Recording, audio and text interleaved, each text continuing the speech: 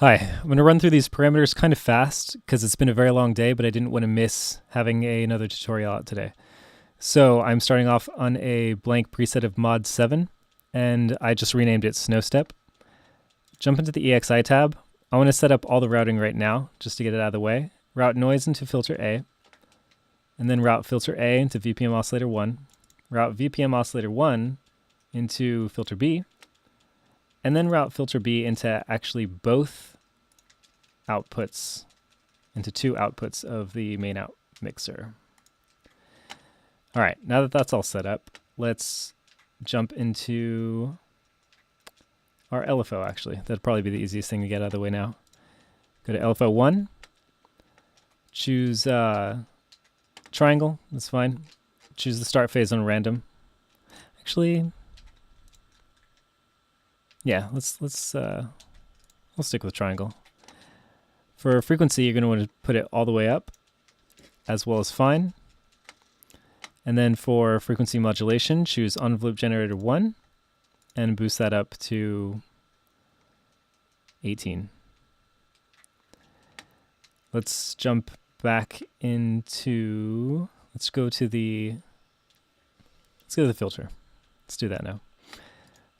Instead of low pass, we're going to choose multi-filter. It's going to open up this multi-filter crossfade section. For mode 1, we're going to have a low pass. For mode 2, choose a high pass. And then put the crossfade on 50.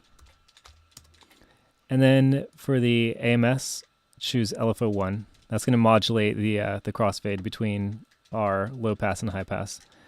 Put the intensity up to 33. And put the cutoff of that multi-filter down to 30. And since I haven't really been showing you what this is going to sound like so far, that's where we're at. We're not going to have the phase modulation that you're hearing on VPM oscillator 1 because we're just going to change that to wave shaper since I'm only using this unit for drive. On the output section, take off envelope generator 1, put it on none since we're only using this as a passive unit. And for the wave shape table, choose super square because I want a hard clipper effect. So now for the drive AMS, choose LFO 1, that same LFO that we're using to modulate the crossfade of the multi-filter, and put that on minus 17. And give it some makeup gain as well. 10 is fine. So that's our basic timbre. Let's fashion that with our amplitude envelope. Put break and sustain down to 0. And take decay down. Not too much. 46 is fine. Give it some attack. And put the decay curve all the way at 10.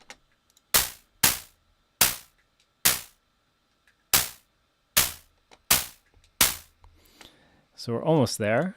If you remember, we routed to filter B, so let's take down some frequencies of filter with filter B.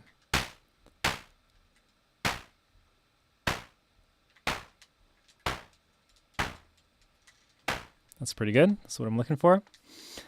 That's pretty much it for this patch. But there is one final trick that I wanted to do that's really neat. So the reason I had you route to 2 outputs of the AMS mixer was because I want to, the output mixer. I want to pan one left. You don't have to go hard left. And then one right. And then for the level, I want to modulate it with common key track 1 and common key track 2. Cancel that. Common key track 2.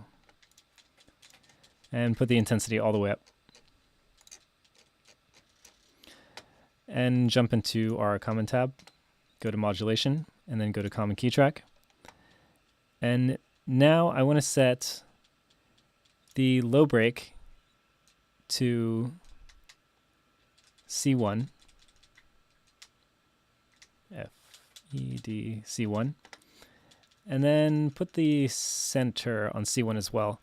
To do this quickly, I'm just going to hold enter, and then I'm going to press C1 on the keyboard.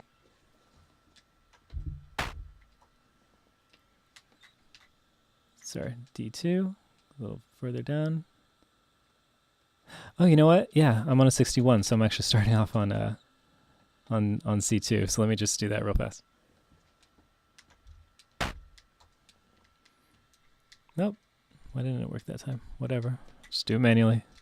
C2.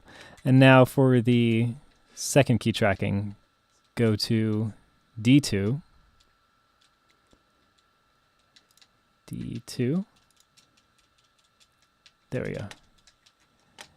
And then take the bottom low and turn that all the way down, and the center high and turn that all the way down. And do the same with keyboard track 1.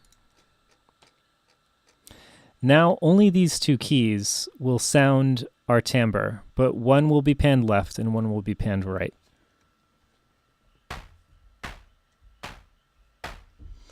And the reason I do that is because I want these to sound like steps going through the snow, so left foot, right foot. And that's the entirety of this patch. And tomorrow I'm going to add some wind and a kind of shimmering effect. But yeah, hopefully you learned something and enjoyed this, and I'll see you